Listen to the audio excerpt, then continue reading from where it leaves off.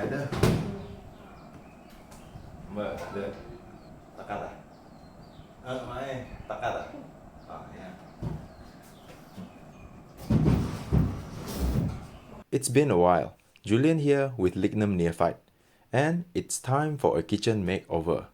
First, I had to move the old cabinet out of the way, and I had some help from my cousin.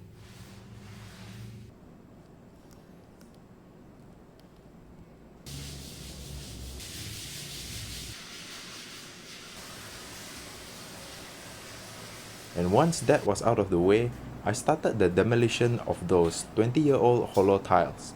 Listen.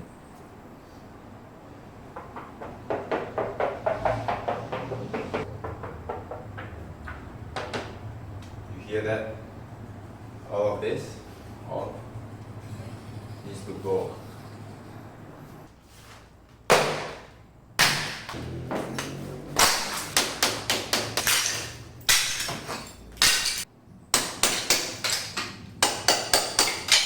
Yeah. Yeah.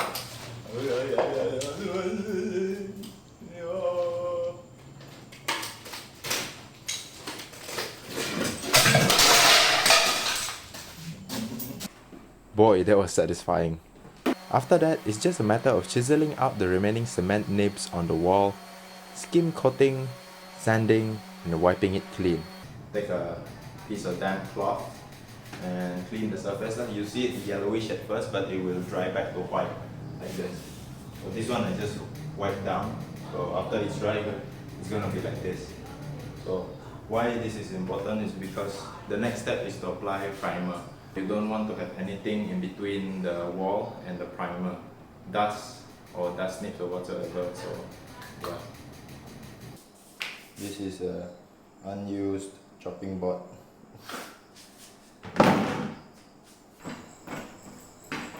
Oh,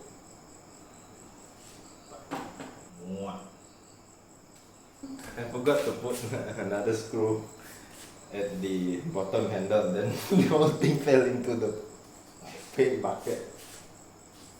Now, I didn't want to dally on this part because this is a woodworking video, not a construction video. Although woodworking is a type of construction, just not with brick or cement or whatever. You get it lah. Now, let's get to woodworking.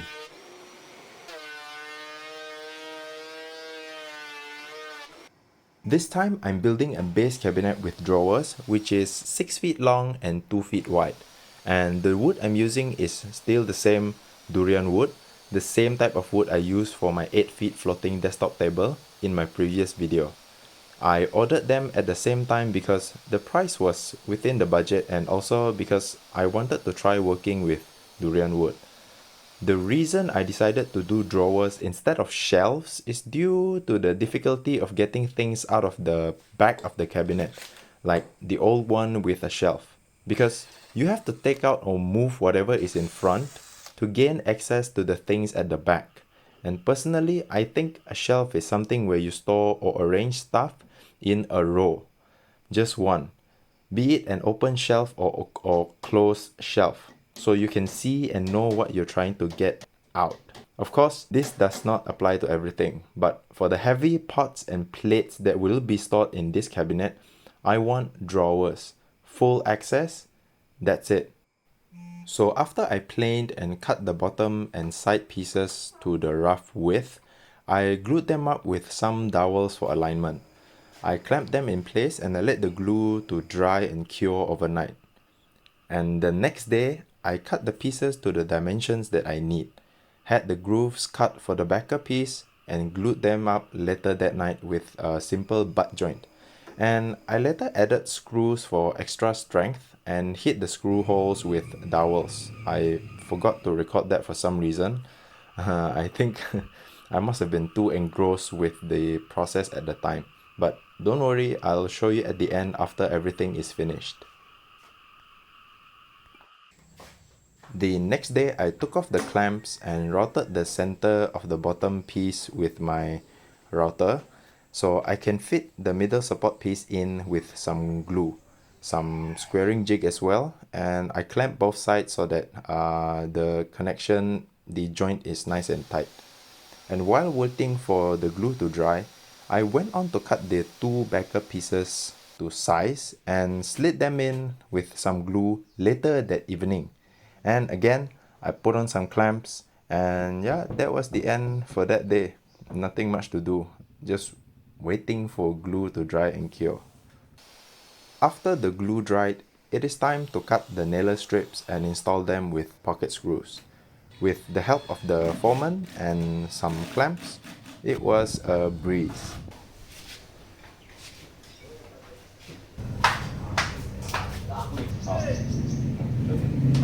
Strips 自己会一点严一点这样，因为我先看，没有可能你摸不大会。The foreman also took the time to joke around a little bit lah while checking my work. So that's always fun, right? Walao eh. Okay, now it's time to build the toe kick. I did an extra effort to miter the front right corner of the toe kick because that is where it is most visible. So the grain runs continuously and not just the end grain suddenly showing up when it turns a corner like a normal butt joint. Just to make it a little nicer basically. Then I just brought it in the house first because there's just not enough space outside for me to continue working on other things.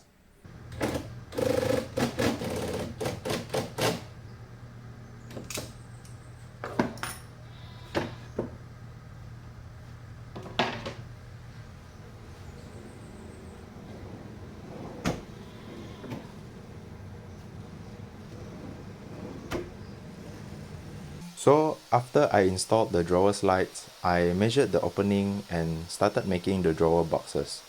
And I chose the 12mm plywood to make them.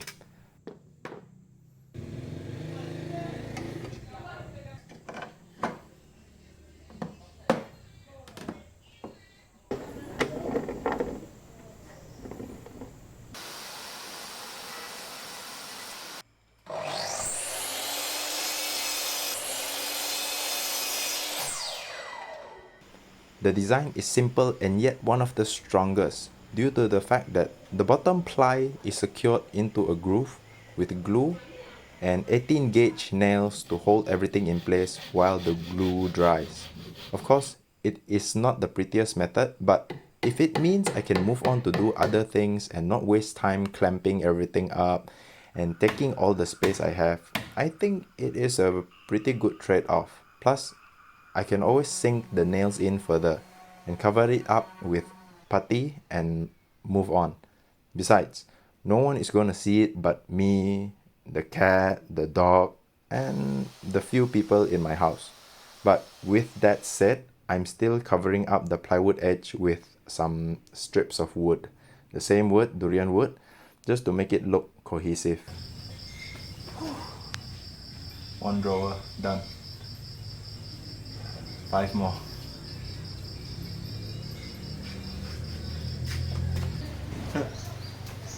Putting it on was slow and painful, but then taking it off is just satisfying. But yeah, it's just satisfying.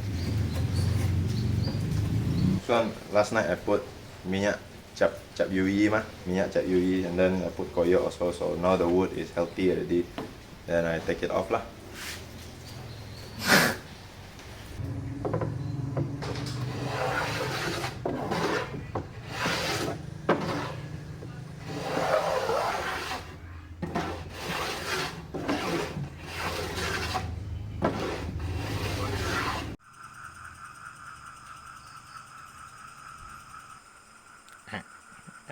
Hai. Hai. Oyo.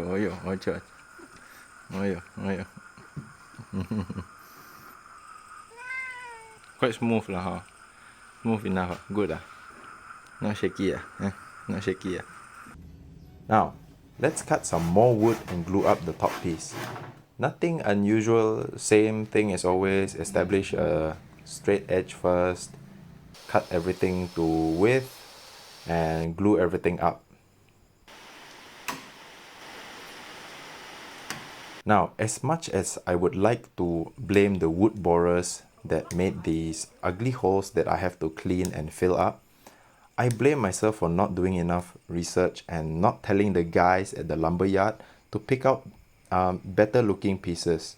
But what's done is done. They already milled everything for me and sent it to my house. So I just need to learn to live with it because it is still a huge upgrade in terms of its functionality as a drawer cabinet. Okay, so I'm installing the drawer faces tonight. And since I do not have any proper jigs or tools to install drawer faces, I'm just going to do it manually. They do sell it online though, just that I haven't had the opportunity to order them. So I'm just going to do it manually. So what I'm going to do is I lined up my sides first. If it's overhanging on the outer side a little bit, it's okay because I can sand it off. Once I put finish on it, it's very hard for me to screw in screws or drill some holes because I might make a mistake or not later. So it's best to do this before you put finish on. So get everything secured nicely. You know which pieces go where, which drawer box go where, and then after you put finish on, install everything back and follow the order of your labels. Then nothing should be an issue lah. Hopefully I can get it consistent and looking good for all the drawer face. Yeah, hopefully by the end of the video you will be satisfied as well.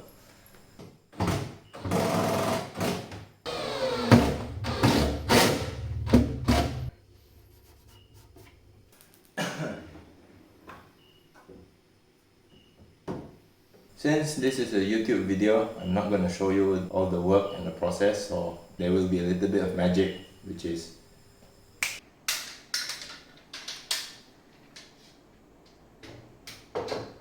once I secured the drawer faces on, I needed to take it off to cut a 45-degree bevel along the top and bottom edge of the faces to act as handles.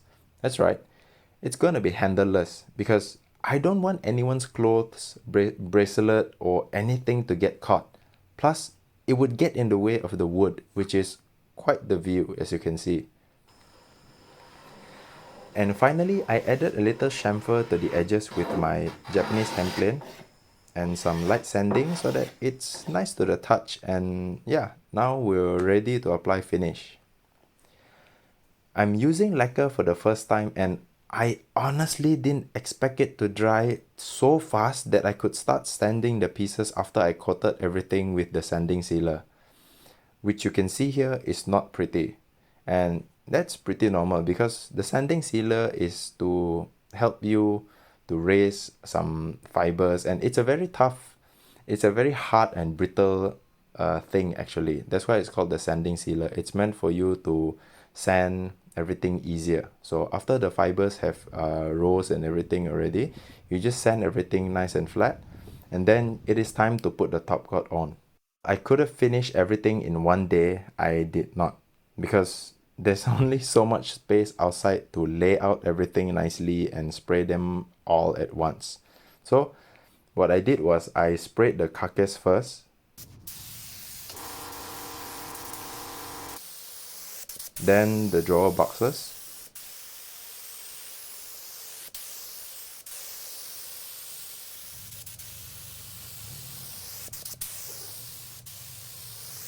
then finally the top piece. Everything took 4 days including sanding and to finish all the 4 layers of top coat on everything. Now let's put everything together.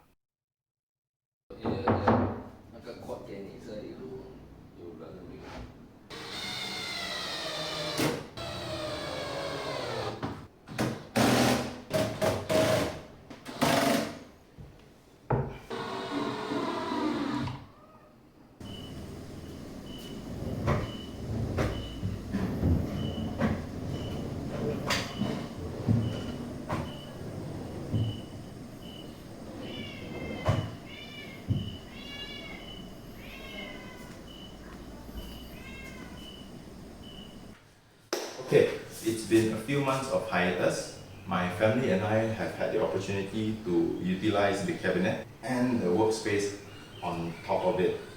We think it's great. It's a huge upgrade from the previous cabinet that we had, as you saw earlier in the video. The work surface is much lower, about 7 to 8 inches lower. It works very well for people who are not as tall as me and my father. And behind me you can see two panels which are actually high pressure laminate panels. High pressure laminates I laminated onto a piece of 3/4 inch plywood, and compared to the tiles that I took down earlier in the video, this works far better for a kitchen because it is a flat surface, it's easier to clean, and unlike back then, we find ourselves with a screwdriver most of the time cleaning out the grout line of the dirt, grease and oil, which was tedious, not fun.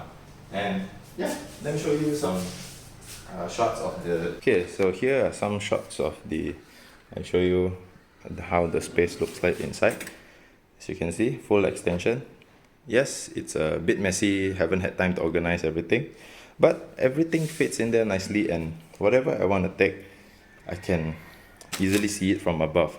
Full extension. Those are the kitchen utensils. These are the toiletries and aluminum foil, whatever we can fit in, toothbrush, candles, over-the-counter medicine and whatnot. So, okay, so now I show you what I mean when I say full access. Isn't this much easier when you're trying to look for your pots or your containers or your pans? Full access. Unlike the shelf, the cabinet we had before, we had to take out everything in front to get to the things we want behind them. As compared to this, I think is, yeah, full access. This is why I wanted to do drawers. You have AMC here, which all fits in nicely. Height is just nice. And finally, we have some Pyrex. These are for the oven stuff lah. So everything still fits in there nicely. So in the end, I think we are very happy with it. Although the thing that I would have preferred to change is the conduit cover. A friend of mine actually noted it out that I could have used a flat conduit and replaced this round conduit. And since the plywood is 3/4 inch thick, I could have easily routed behind it and only exited from the hole which is from this socket, and this would not have been here, and this would have been a very clean looking socket with no conduit cover. But at the time I didn't have the knowledge and I just did what I knew. So yeah, in the future, if I ever need to change the color of the laminate sheet or whatnot, I'll actually do that in the future, which is maybe like what, 10 years? But for now, I'm happy with it. I'm just gonna have to live with it lah, since it's already installed, so no point in crying over spilled milk.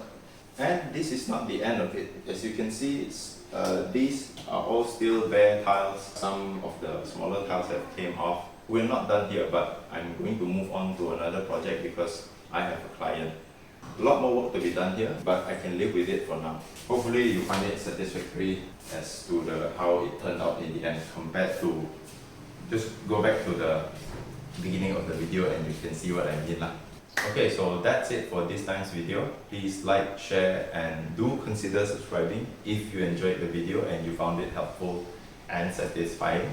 And I would really appreciate that. Until the next one, bye bye.